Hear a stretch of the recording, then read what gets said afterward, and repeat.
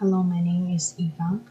Today my final script topic is the interaction between voice assimilation and spiritualization of plural form of nouns in Spanish.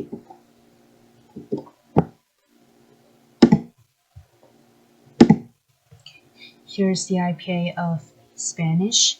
There are three segments I circled, and I'll focus on them in the following presentation. Let's first take a look at the plural form of noun in Spanish. Like French, nouns in Spanish has been distributed into masculine ones and feminine ones. The definite article of the feminine one is la. Its plural form is las, while the one of masculine is el. Its plural form is las. Except for change of the definite article, we need to add the at the end of the noun to make it grammatically correct. The example below show these patterns. First, let's take a look at number 3. The plural form of the twins. It represents in the way that we expected the definite article and the sound at the end of the word. However, there seem to be some problems in number 1, 2, and 4, 5. So, according to William, he said that the "se" in Spanish has two allophones, which are "se" and "ze." Differ from English. In Spanish, the condition for voicing assimilation is regressive. That is, a voiceless "se" will become a "ze," a voiced "ze" when being in front of a voiced consonant. Here's the distribution, and this show the process of regressive assimilation, that a "se" will become "ze" when being in front of a voiced consonant. Okay. And let's revisit the data. Number 1, el layo will become las layo. Number 2, el pollo becomes las bollos, while the "se" in number 3 remains the same. And the occurrence of "the" in these in number 1 and 2 is because of being followed by a voiced consonants, which are dra and b.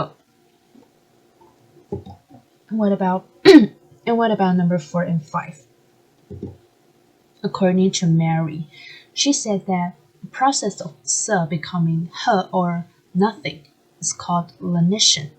Lenition is sound weakening or loss, which causes word final "se" to neutralize to word 0. So a variant of "se" depends on dialects. It can be "he" or nothing. Let's take a look at the data. Number 4, el paro becomes la paro instead of las paros. La olla becomes la holla instead of these three pronunciations. So let's take a look at another phenomena in Spanish. According to Jose, the "b" in Spanish has two allophones, which are a continuous or a weak fricative "b" and a stop "b." They're in complementary distribution.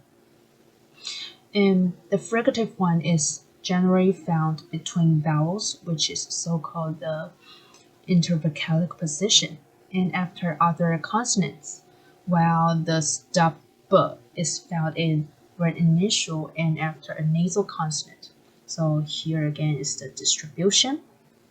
And these two lines shows the process of a stop becoming a fricative when being in intervocalic or after a non-nasal consonant. So here's some data about b and b in Spanish. So the mouth in Spanish is boca.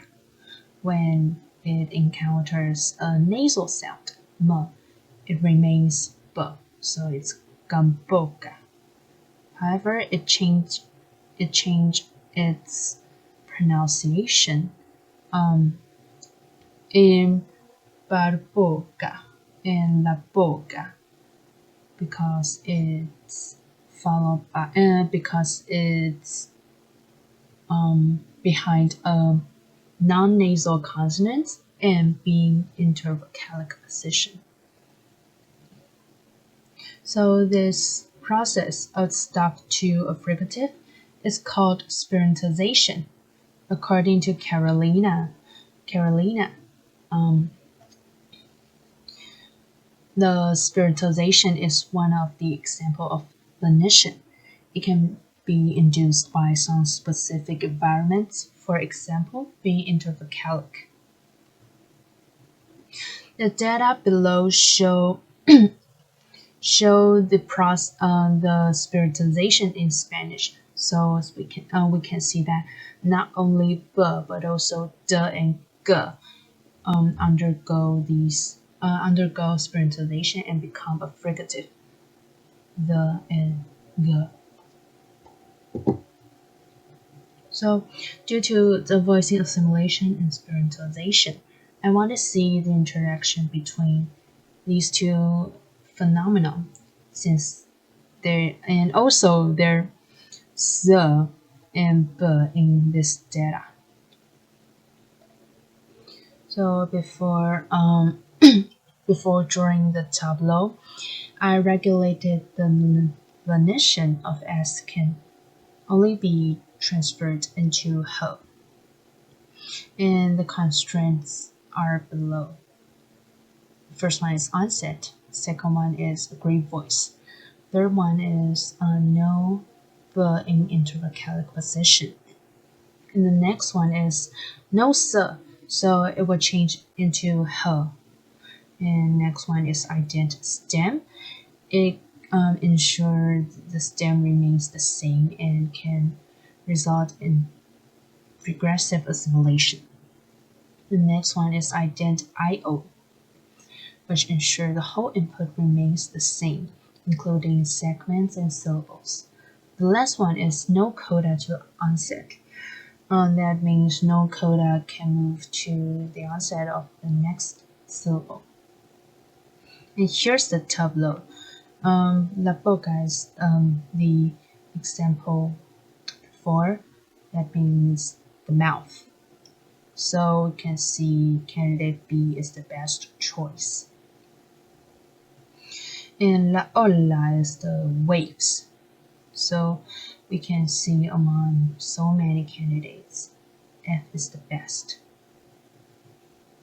Okay, the last one is las boreos. This one is the example that triggered my curiosity to figure out the interaction between voicing assimilation and spiritualization.